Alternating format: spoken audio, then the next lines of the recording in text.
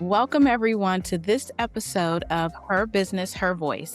And today I have a phenomenal, inspiring woman with us, Lisbeth Perdomo, the founder of Que Mami, a dynamic multi-service agency specializing in marketing, consulting, PR, and digital branding.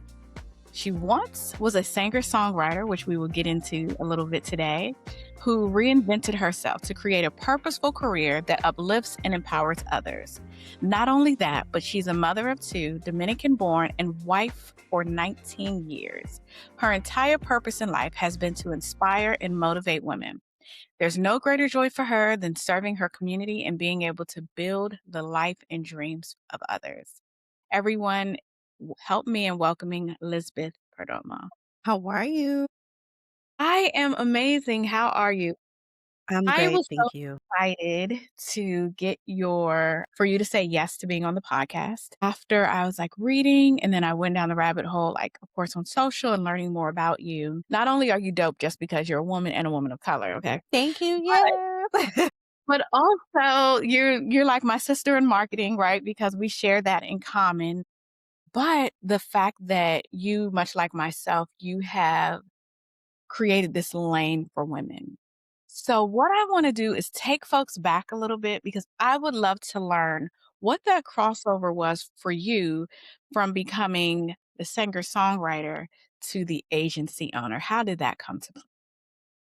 So I think just having an entrepreneurial spirit in general has always been my mindset, and doing things for me that are fulfilling has always been a part of my DNA. And when I was singing and performing and songwriting since I was a little kid, it just was embedded in me and something that I love to do naturally.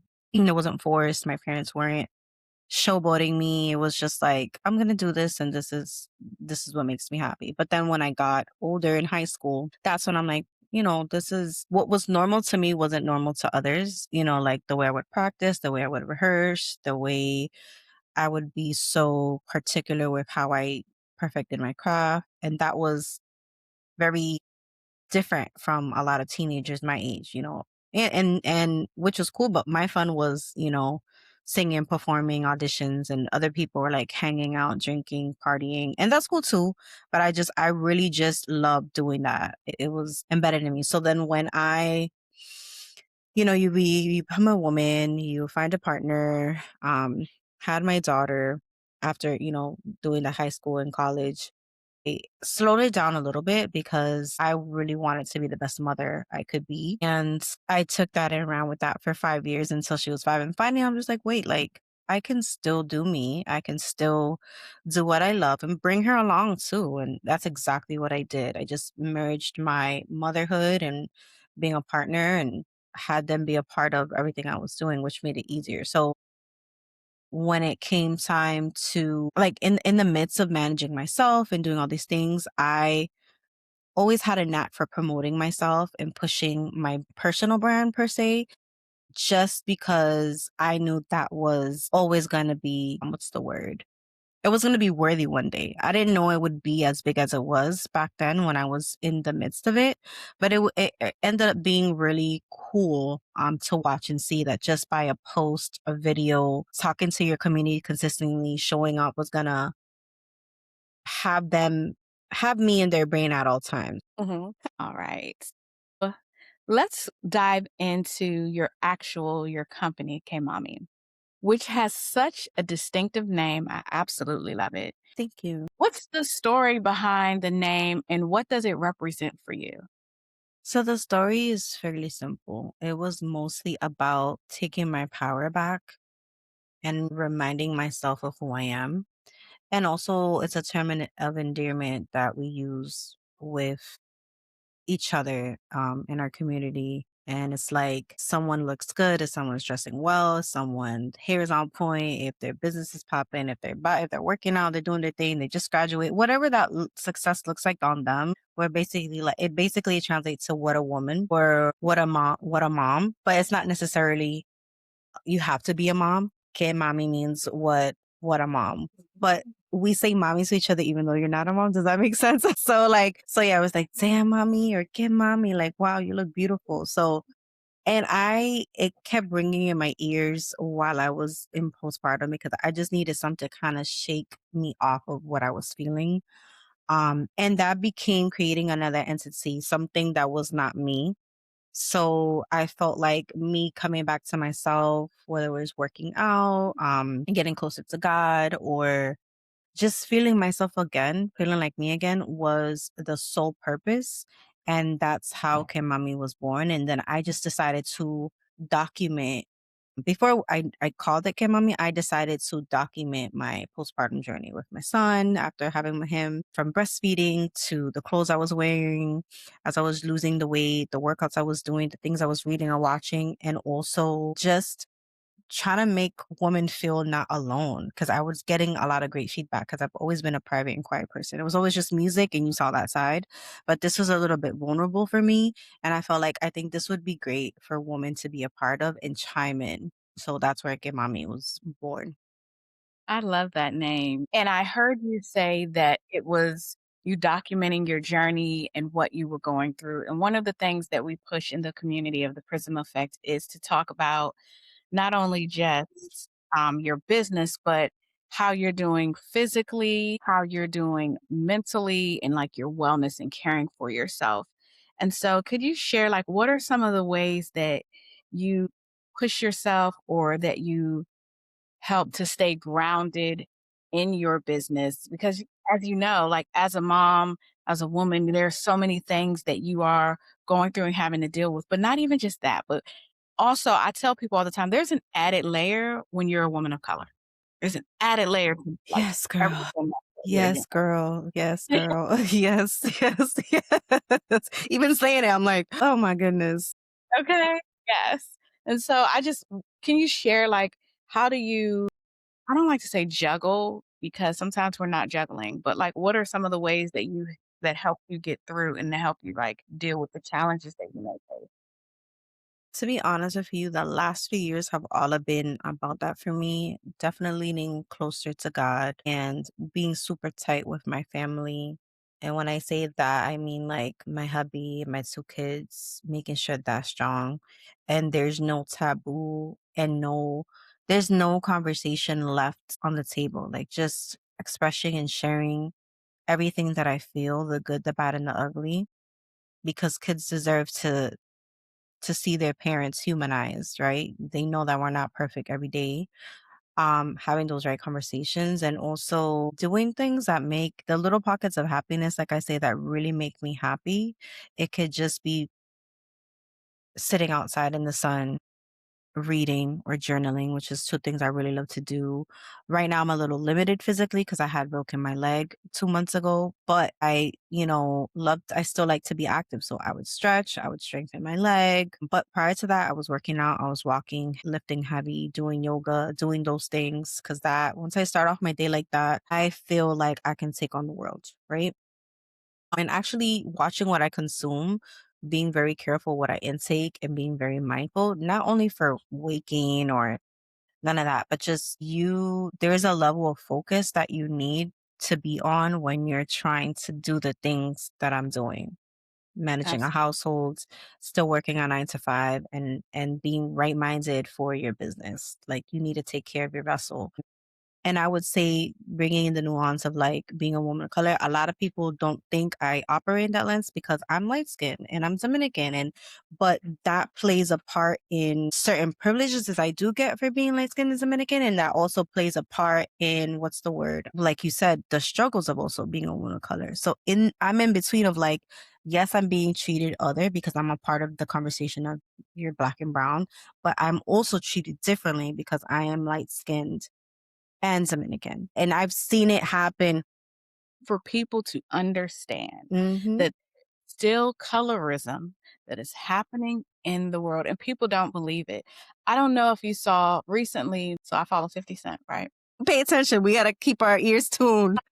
Listen, I love his business sense, but anyway, so he posted this phenomenal rapper on his page, and he said he was like, "She would be so much further if she lost weight." Right? Now, I realized that he wasn't saying she needs to lose weight. He was saying that if she lost weight and had surgery, right?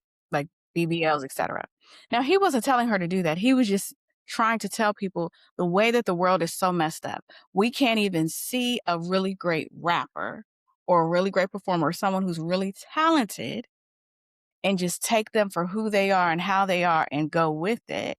And so he's saying that the world is so warped that people have to change literally their body and who they are to fit this mold that someone has said that we have to be successful, to have success. And it's the same thing that happens with colorism, right? Quite often. And sometimes people try to say, no, I was literally just telling my son that. I'm like, listen, it is a shame, but someone who is of darker skin many times has to work twice or quadruple as hard in some aspects. It's not fair, but that is still an unfortunate reality.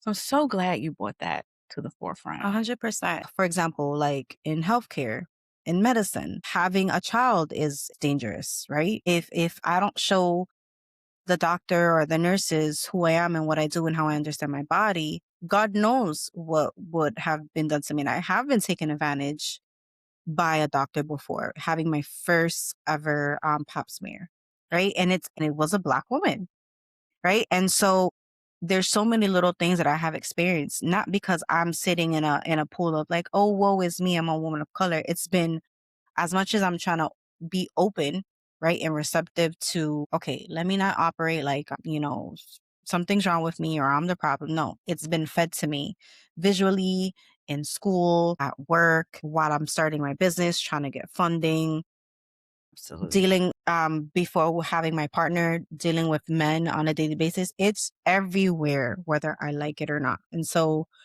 with adding Que Mami to the forefront, it was more of like, what does a woman of color look like in corporate? What does a woman of color look like opening a business? What are my daily struggles?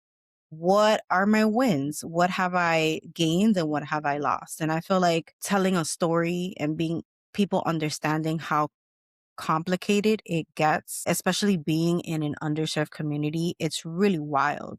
But then I also see the other side of like, wow, I was given lemons and I made lemonade.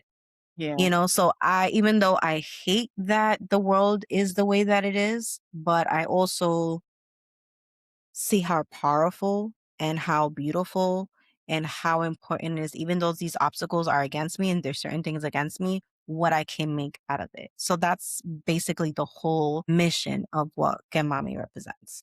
Absolutely. And I know that, like, along with the name, that as a Dominican born woman, your cultural identity has shaped the way that you show up for your community and your client. And so can you talk a little bit about that? I think that's important for people to understand and learn.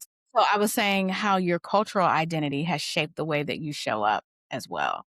I was just asking for you to share that. Yes, absolutely. So I have learned recently too, because of not only colorism and people assuming how I look like or where I come from, I'm supposed to be away. Not knowing there's a whole group of women, millennial women that are afraid to show up on their platform to speak Spanish. And we are Spanish speaking, right? And I was definitely afraid of creating content that had a little bit of both because I didn't want to sound stupid because I speak it, I write it, I dance it, I sing it, everything. I do the things.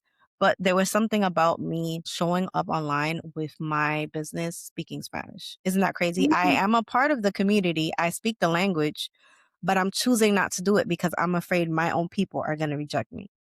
And so, But I just want to sit in that. What made you afraid that your own people would reject you? What was it? because it was something that I was told as a child, when I was singing in my church choir from 10 to 16 years old, I strengthened my Spanish by singing in the choir in Spanish. And at a time where, mind you, I'm 37. So that was like what, 16, 17 years ago, Mhm. right? It was this little girl singing. But then when I would speak it, it would sound really broken, right? And thankfully, they would correct me and help me out. But then when they would hear my story, where I came from, when I came to the country, they're like, wow, because you don't have an accent. I'm like, yeah, because the later you come to the United States, obviously you'll have more of an accent because you're not exposed to English as much, right? But because I spoke it so great, my English, they didn't think I was an immigrant. And they assumed that I knew how to speak it. But that's me and millions of other young women. But I was afraid because I was always told like, oh, well, you don't know anyone over there. So when you go back, no one's gonna recognize you and your family. And you're more Americanized, so you can't do this and you can't do that, and you're not with the flow of things. And I'm like, damn. So I'm Dominican. Like I'm immersed in the culture. My parents speak it. They speak both the languages, right? And I'm like, so I'm not Dominican enough. It's like, so when you're a kid, that fucks you. Sorry, my language. That messes you up, right? And I just stayed with that up until I felt like when I met my hubby, majority of his family speaks Spanish. So that also helps. His dad mainly speaks Spanish and his mom speaks English and Spanish. So I was able to strengthen through there. And then when I worked at the job with the city where I worked at for 5 years dealing with people, that's when like my Spanish elevated, right? But and then after that, that's when I got started to get the confidence to speak in Spanish, working with people, talking with people, and then doing the content in Spanish. So it wasn't until later on as an adult. Girl, the other day, like I want to say like last year, like creating content solely in Spanish. So my goal is to have a podcast in Spanish or be interviewed in Spanish so I can just like let it out. But yeah, it was basically being shamed as a kid and growing up thinking that my Spanish is not great. So that made me hold back. I think Spanish is one of the most beautiful languages. Thank you. It is. It is. I took it when I was in, like, grade school for 3, 4 years, and then I took it for 2 years in college, and then it's gone. But, like, I guess I could still do it. Like, a part of me wishes I could, like, just free flow and let it flow Yes, yes, yes. It's the slang is complicated, but the formal stuff is easy. It's easy. easy. Yeah, and I have, like, the basics with, like, my adjectives and verbs, etcetera. I have the basics, but I guess, like, I wanna I wanna get a little slang in there too. Yes, of course, because you're not always gonna speak formal with the people you're Yeah. talking with, right? Yeah, So I totally so get that that. is actually on my friend and I were talking the end of last year talking about, like, bucket list, and that was, like, one of the things that was on. She wants to be fluid in Spanish. I said, Mhm. "Listen, I wanna be able to talk a little trash and understand if somebody is talking trash," okay? Exactly. You wanna get it all. Yes, absolutely. Yeah, so going into now we've talked about, like, your background and your history and, like, just some of the things that have brought you to where you are today. I would love for the listeners to learn more about actually your agency work and what you do there and who you work with. Can you share a little bit about like the agency work that you do with women? Absolutely. So I mainly focus on marketing and PR. And then a portion of it is the business consulting with women. So with the consulting, a lot of times women come in with wanting to register their business, getting their city license, getting their LLC or corporation formed, getting a tax ID, and then managing that on an annual basis. And then they're off and they're going to do their own thing. And a lot of times when they stay as a client, they are in the marketing portion where we help them build their social media strategy, help them create content, manage, schedule all the things, create marketing campaigns. And then with the PR, a lot of it has to do with brand awareness so that they are getting exposure, whether it's getting the interviews on podcasts, whether it's getting digital interviews, being on digital magazines, being a part of events, being on panels, a mix of a lot of stuff. So I have had the privilege of working with a California client who has a clothing brand called Unbothered, and we worked together for about a year. And I learned so much in a sense where a lot of times brands, especially with women of color, like there's just sometimes a certain level they reach and they can't overlook that. And sometimes if they don't have the proper guidance or the proper representation, they won't break through that glass ceiling. And I think for us, it was mostly taking baby steps And every time we reached a milestone when it came down to getting a podcast or getting a digital magazine or whatever we were reaching for, it was awesome because we've never in our businesses reached those type of heights, right? And it was a very small speck in our career, right? But it was mind blowing because we thought we needed thousands and millions of dollars to get this type of exposure. But when in reality, there's tons of communities and platforms that are really looking for agencies or brands or businesses that are doing impactful, great work Yeah. and they care about the quality that they're putting out and they want to showcase that. So that's where we found the most success of like-minded partnerships and brands willing and wanting to work with small agency like me and a small business like Unbothered. So I know that because there's like many facets of women owned businesses. So are you more so working with the newbie or someone that's a bit more seasoned? Is there a certain amount of years that they have to be in business? And also, me as a business owner, what do I need to do to get ready to work with you in regards to the marketing agency side, not necessarily the business consulting for setup, but let's say I come to you, I'm set up. What are some other things that I should have in place to be ready to work with you in the regards to the PR side? Absolutely. So I work with a mix of both beginning businesses and seasoned businesses. Hence, with Unbothered, she was already like her business was legalized. She had her registration. She was great. She just needed the PR aspect. And which is easier for me. But as opposed to with a new brand, it's like starting fresh and kind of like giving them the vision and the potential of what things can look like if you take this path, if you do this path. So either way, I work with those type of brands. And then as far as being ready to work with me, just understanding your budget and if you have a marketing budget to begin with, because it can get costly and it is expensive, but making sure that you have the right intentions with in hiring me because a lot of times my whole structure is I'm not working with you so you can go viral and just you're going to make these millions of dollars overnight. I need someone also that understands like this is going to take time.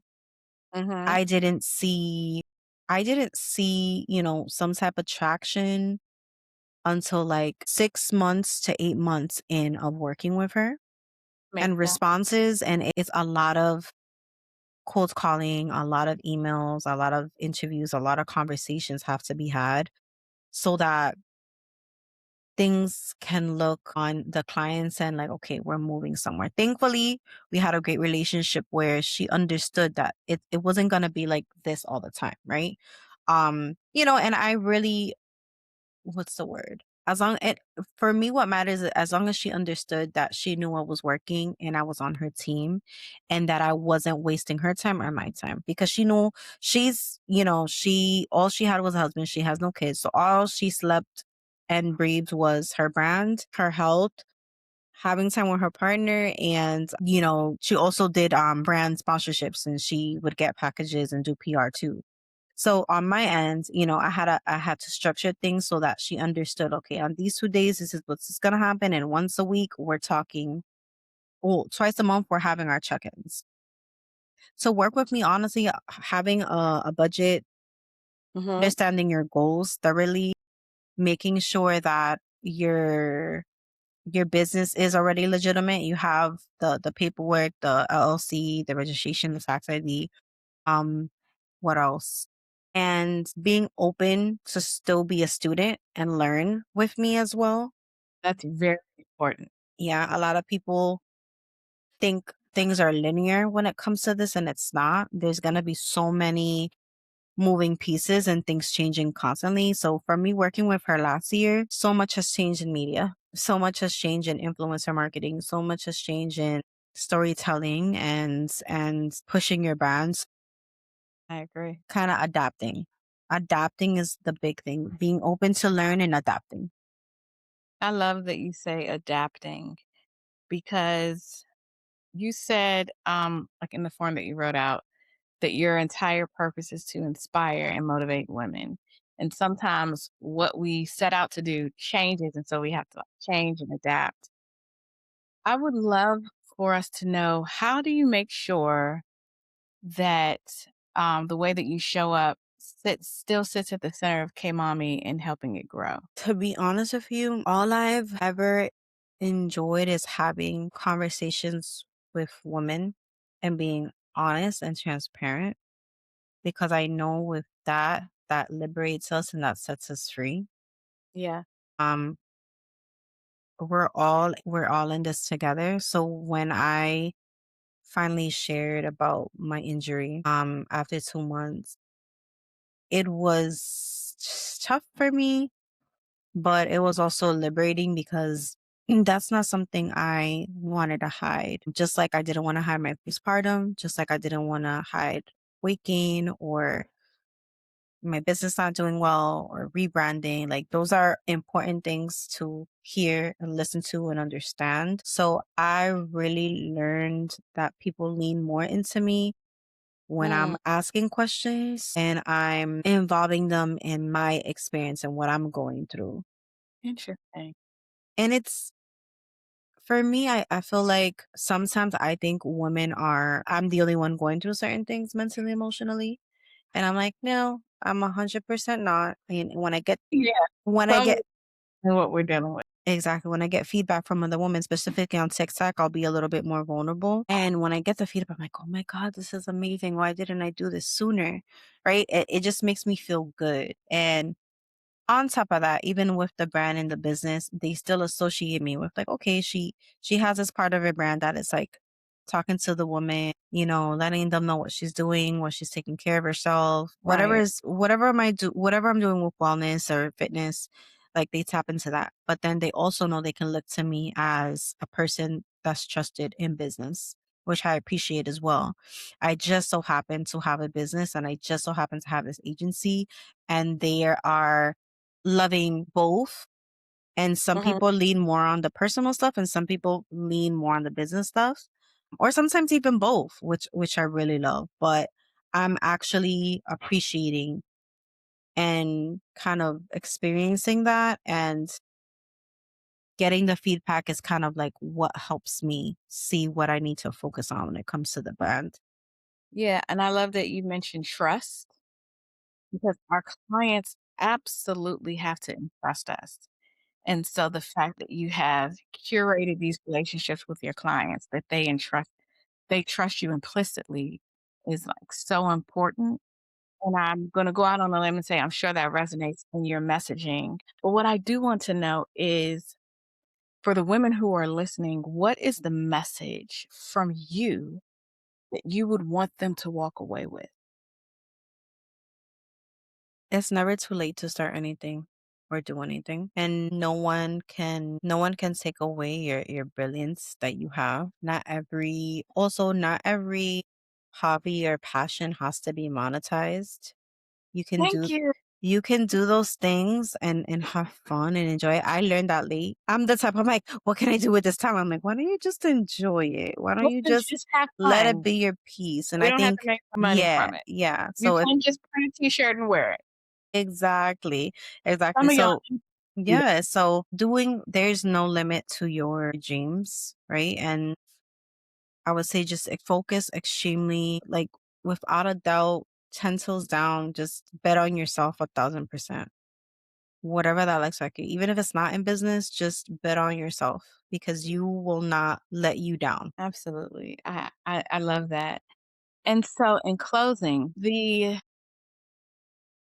20-year-old, well, let's go even further. If 15-year-old and then the 20-year-old version of Elizabeth could see who you are today, what do you think she would say? She would say, wow, girl, like you did what you said you wanted to do.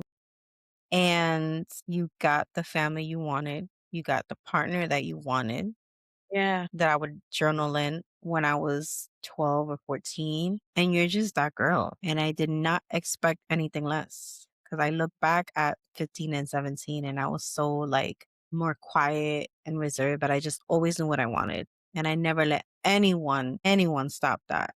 So trusting myself. I love that. Well, Lisbeth Perdomo, I thank you so much for being here today and letting us get a glimpse inside of who you are as well as Que Mami. As always, thank you all for being here. Make sure you take care of yourself because if you're not well, how can your business be well? Until next time, I'm Myown, your host for Her Business, Her Voice.